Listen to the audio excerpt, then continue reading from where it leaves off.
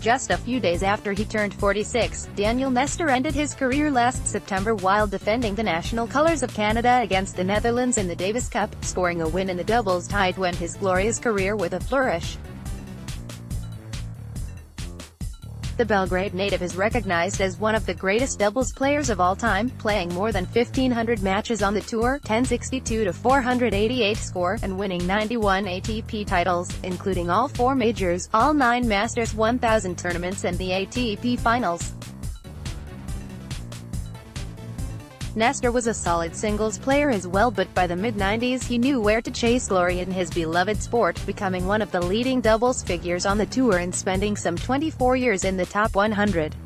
After winning everything he could on the tour and embracing an Olympic glory in Sydney 2000, Daniel has decided to retire last year after just 6 wins, driving his marvelous career towards the final stage and leaving the sport as the living legend. Nestor shifted his focus on his family and all the things he was missing while traveling around the globe on a regular basis. Spending his retirement days in Toronto with his wife and 2 daughters, Nestor often hits the court with his older daughter, also helping the local community and organizing charity events, something he has been doing for decades now. Daniel has left the Canadian tennis with a bright future on the horizon, with Milos Raonic, Denis Shapovalov, Felix Auger-Aliassime, Eugenie Bouchard, Bianca Andreescu and Gabriela Dabrowski all playing well recently and keeping the Canadian flag high alongside the other big tennis nations.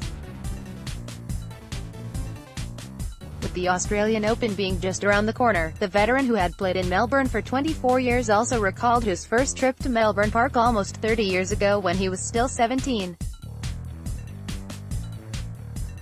Losing in the opening qualifying round despite leading 6-1, 5-2. Like that wasn't enough, Nestor sprained his ankle during the practice for the junior action a few days later, flying back to Canada on crutches.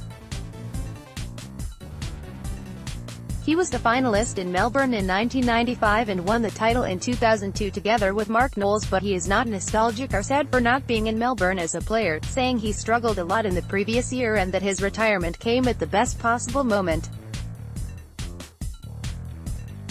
"We've never had this many top players," Nestor said. "We did have depth in the late 80s and early 90s for a while there, but it's great to see that we have all these players. Not only that they're doing well, but they're probably inspiring the next generation to do well, and that's exciting for sure. I feel like I got everything I could out of me and now I train with my daughter.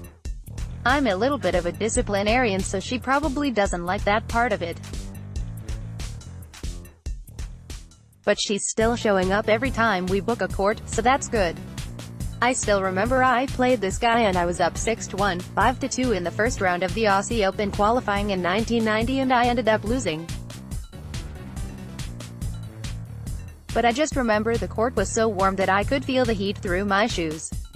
My feet were actually kind of burning during the match. I'd never felt that before. But it didn't really bother me then, I was a kid. I remember getting wheeled into the locker room and being embarrassed because I was this junior and all these top players were in there. It was the first time I'd ever really been exposed to that. So they treated me and then I had to fly home back to Canada on crutches.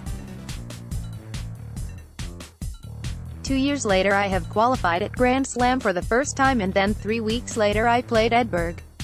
I wasn't winning as much in 2018 and I don't miss the feeling of trying to win a match or two rather than trying to win a tournament, which I was more accustomed to earlier in my career. I'm very happy staying in one spot.